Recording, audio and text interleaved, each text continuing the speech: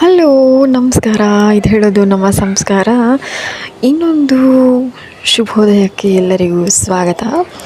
ಬೆಳಿಗ್ಗೆಯಿಂದನೇ ಸ್ವಲ್ಪ rainy weather ಇದ್ದಿದ್ದರಿಂದ ಎದ್ದಿದ್ದು ಸ್ವಲ್ಪ ಲೇಟ್ ಆಯಿತು. ಹಾಗಾಗಿ ಇವತ್ತಿನ ತಿಂಡಿ ಬಂದು ಬ್ರೆಡ್ ಟೋಸ್ಟ್ ಮತ್ತು ಮಿಲ್ಕ್ ಇದೆರಡೇ ಇವತ್ತು ಗತಿ ಆಯಿತು. ಯಾಕೆಂದರೆ ಲೇಟಾಗಿ ಎದ್ದಿದ್ದರಿಂದ ಏನು ತಿಂಡಿ ಮಾಡೋಕ್ಕಾಗಲಿಲ್ಲ.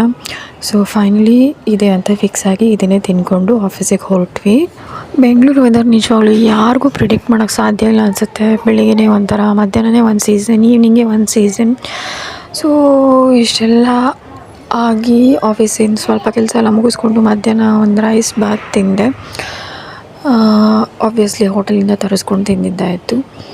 ಕೆಲಸ ಎಲ್ಲ ಮುಗಿಸ್ಕೊಂಡು ಸಂಜೆ ಹೊರಟ್ರೆ ಅಗೇನ್ ಸೇಮ್ ವೆದರ್. ಸೊ ಈ ವೆದರಲ್ಲಿ ಸ್ವಲ್ಪ ಬಜ್ಜಿ ಬೋಂಡ ತಿನ್ನೋದು ಜಾಸ್ತಿ ಆಗಿದೆ ಈ ನಡುವೆ.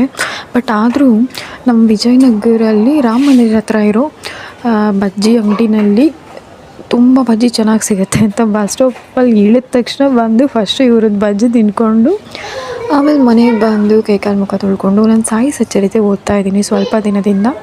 ಸೊ ಅದನ್ನು ಸ್ವಲ್ಪ ಹೊತ್ತು ಓದಿ ಆಮೇಲೆ ಇವತ್ತಿನ ರೆಸಿಪಿ ರಾತ್ರಿ ಏನು ಮಾಡೋದು ಅಂತ ಅಂದ್ಕೊಂಡಾಗ ಮಜ್ಜಿಗೆ ಹುಳಿ ತಿಂದು ತುಂಬ ದಿನ ಆಗಿತ್ತು. ಸೊ ಮಜ್ಜಿಗೆ ಹುಳಿ ತಿನ್ನೋಣ ಅಂದ್ಕೊಂಡು ಅದಕ್ಕೆಲ್ಲ ರೆಡಿ ಮಾಡಿ ರುಬ್ಕೊಂಡು ಹೋಳುಗಳನ್ನೆಲ್ಲ ಹೆಚ್ಚಿಟ್ಕೊಂಡು ಸೊ ಮಜ್ಜಿಗೆ ಹುಳಿ ರೆಡಿ ಆಯಿತು.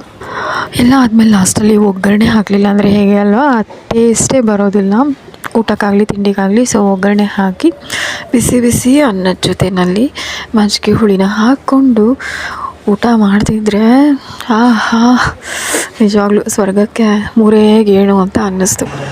ಊಟ ಮಾಡಿ ಸ್ವಲ್ಪ ಹೊತ್ತು ಟಿ ವಿ ನೋಡಿಕೊಂಡು ಹಾಗೆ ನಾನು ರಘು ಏನು ಆವತ್ತಿನ ದಿನದ ಏನಾಗಿರುತ್ತೆ ಅದನ್ನೆಲ್ಲ ಸ್ವಲ್ಪ ಮಾತಾಡಿಕೊಂಡು ಸೊ ಇವತ್ತಿನ ದಿನ ಮುಗಿಸಿದ್ವಿ. ಸೊ ನಾಳೆ ಇದೇ ಥರ ಇನ್ನೊಂದು ವ್ಲಾಗೊಂದಿಗೆ ನಿಮ್ಮ ಜೊತೆಗೆ ಸಿಗ್ತೀನಿ.